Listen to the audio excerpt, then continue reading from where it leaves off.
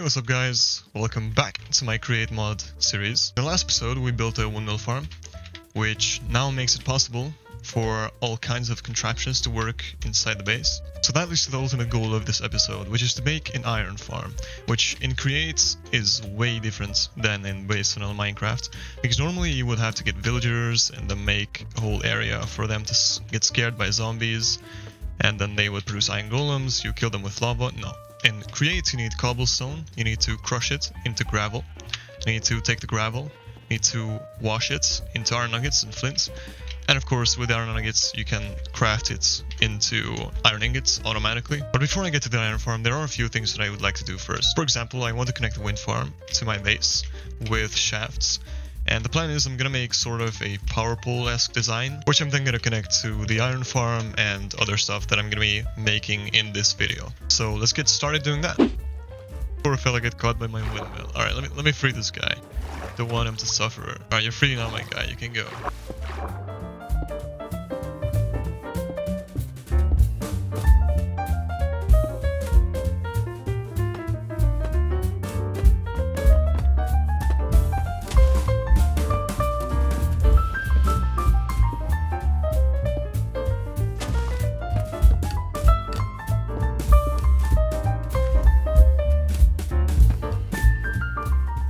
I have the entire thing done, so let's see if it works or not. Right, it works, perfect. Looks pretty cool as well. And there is one more problem I'd like to solve before doing anything else, and that is storage, because I really don't want to be coming home with a full inventory and then having to dump it into unorganized chests, because that's gonna get really fucking annoying really fast. Now, I came up with a design in creative mode, and yeah, I know, boo, designing in creative mode. Yeah, but even in creative mode I had to redesign it so many times because it just kept on breaking. But the concept is that there is a chest room that comes out of the ground and the ground like opens up. Yeah, it's super cool, and I'm gonna build that. For that though, I'm gonna go on a quick mining trip because I am running dangerously low on resources. I mean, these are my last iron ingots. 1, 2, 3, 4.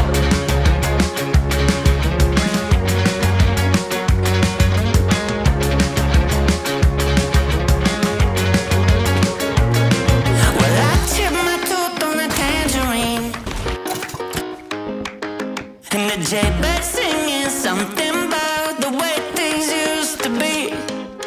Alright, I'm finished with my mining session now. It ended up yielding a lot of resources, not too many, but enough for me to start my project, which I'm thinking will be in this area. So the idea is that I'll clear an area here, and then I'll dig down, put all the create bits, the contraption parts, and when it's done, I'll just press a button and the entire storage system will just emerge from the ground.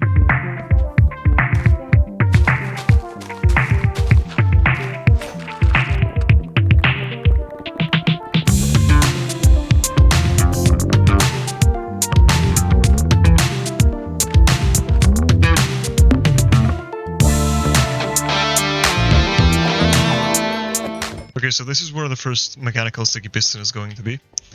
I'm not quite sure how many piston extension poles I'm gonna need, because first I'm gonna put in the wiring and stuff in the middle. I didn't exactly copy the dimensions from my test world, I'm kind of just doing it off memory. Also, I need to glue everything together and very precisely, otherwise the results may be catastrophic.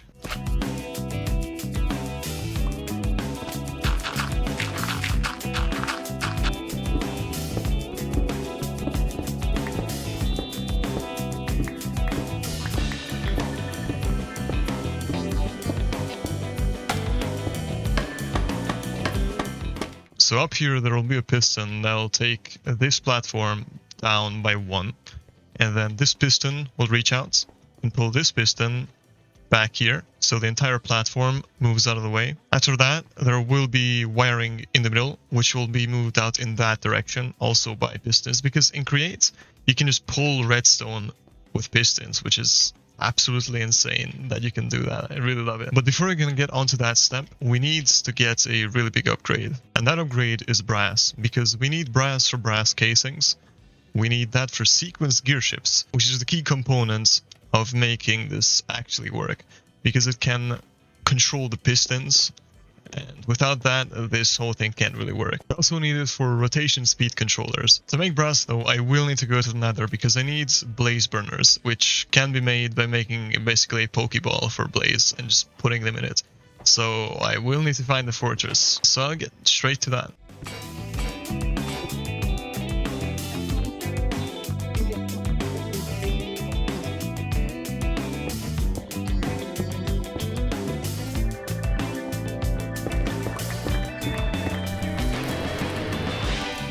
Right, I found the fortress at least. Didn't actually go that far, so it's not going to be that annoying to go back. What I'm going to do here is get a couple of blazes and be on my way. I don't really want to stick around because I have 36 levels. I really do not want to be losing that. Okay, I found the spawner. Perfect. Need one more and I'm good for. I'm also going to grab some blaze rods while I'm here and also maybe some nether wart if I can find it.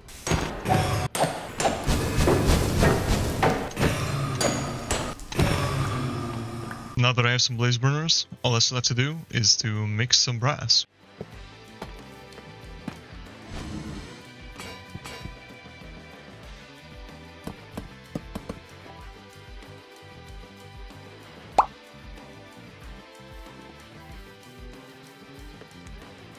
Alright, so the process is pretty simple. I just gotta put in the zinc and the copper, then I just gotta hold this hand crank, and it makes brass for me. We're also going to convert these logs to brass casings, and then we can make the sequence gear shift, finally. Now I can just tell these pistons that, okay, I want you to go 1 meter, front double speed, and then wait for a new redstone pulse, and then piston 1 meter down. All I gotta do now is get some rotation energy here, so I'm gonna hook this entire thing up to my power pools.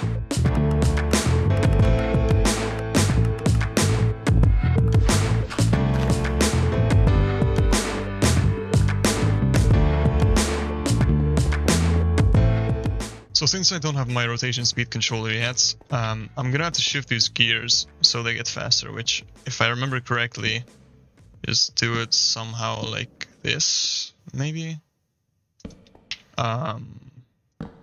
No, definitely not. Okay, I gotta figure this out. Alright, I got it to work. Just gonna add the shaft in between these things.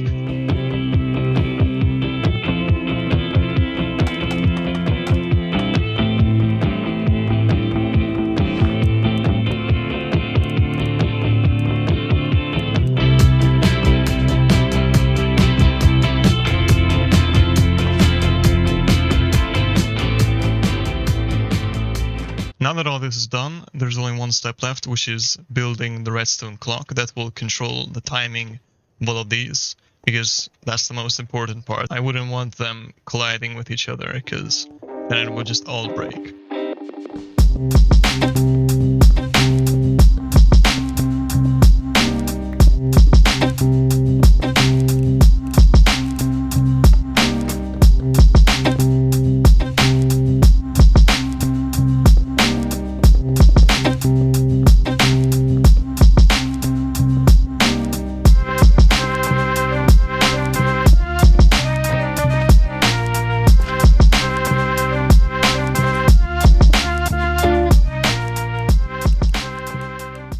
I finally finished all of this, and I mean, this took a while because I was just copying it off a screenshot. This is the least efficient redstone contraption you could possibly make, but it works, and that's the point. Well, I mean, I'm not sure if it works in this world yet. I haven't finished it yet. Also, this is made using redstone links. If anyone doesn't know what this does, it's basically wireless redstone receivers. And these two items are the frequencies of the redstone links. So if another redstone link is set to a receiving redstone link and has these same items as the frequency set, then it will wirelessly transmit a redstone signal, which is super cool. Anyway, so how it works is there's a button above ground which will activate this first redstone link. Then it will come here and activate the pull down mechanism. Then it goes here, it pulls the platform away. It goes further, then this will pull out the contraption in the middle so that there's space for the chest to come up. it goes all the way over here, pushes up the chests. This sticky piston redstone link will toggle this platform. It's currently toggle up, but it will by default be toggled down. And what this will do is it will make it so that when you press the button again, the entire process just goes backwards. And also, when this redstone link activates, this is the first one, then this sticky piston will take this redstone block, so that when the button is pressed again, then this redstone won't be here, and this platform, since it will be toggled up, it will send a redstone signal here, push down the chests, then it will go forwards and put the platform back. And then, of course, it will put the contraptions back in the middle. And finally, it will push down this platform. And of course, the observer then pushes back up the platform. So that's basically how this entire thing will work. And I'm just going to put in the rotation speed controllers.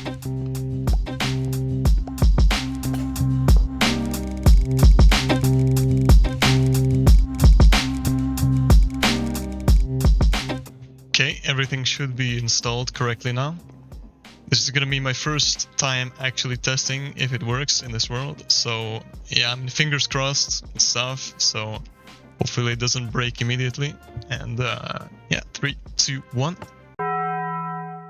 Oh my fucking god. Okay, well, this is exactly what I was hoping wouldn't happen. So yeah, I gotta go fix this now. Alright, this took an embarrassingly long time to fix. I think it took like 2 hours. Also, the problem was that I was using rotation speed controllers completely incorrectly, because I was putting an input from here and then taking an output from there. And what you're supposed to do is put a large cogwheel on top and then take an output from there. There were, of course, other minor issues that I solved. It didn't take 2 hours for me to solve this problem. It kept on breaking for various reasons. But anyways, it works now. That goes down, and this comes up, and it's magnificent, and it also goes back down. Lovely. But anyways, now that this is done, it's time to put my stuff in, and then move on to the iron farm.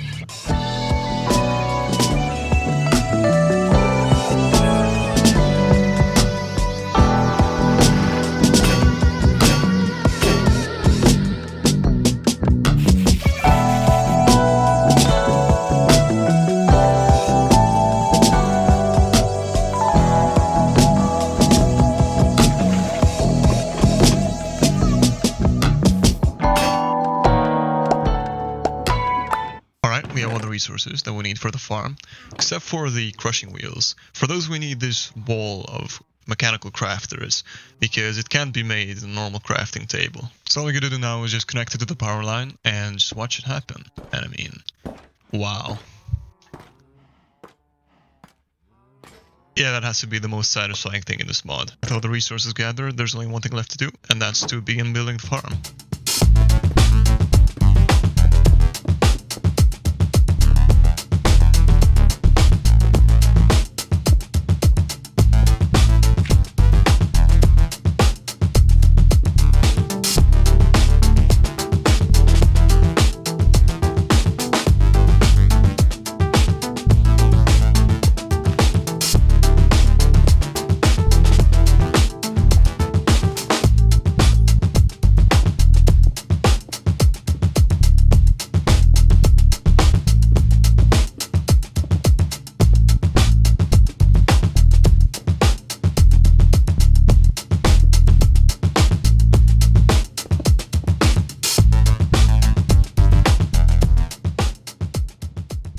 Alright, so the farm is completely done now.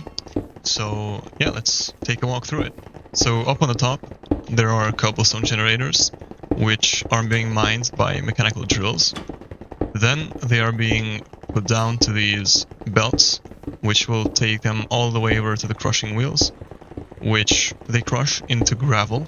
And then there's an encased fan blowing water into this area and washing the gravel so that it's being converted into iron nuggets and flint. Then they get placed in this item vault, and the flints are filtered out into this cauldron filled with lava, and the iron nuggets are put into this basin, which then they get pressed into iron ingots. and after they get transported into this barrel. Now this farm currently isn't running at full capacity because the windmill farm can't really handle it, but in the next episode I will be sure to make a better power generator that can output more stress units, and then this can go at full capacity. So that's going to be it for this video. If you enjoyed, make sure to subscribe and leave a like. And if you would like to leave a suggestion in the comments, then feel free to do so. But anyways, goodbye for now.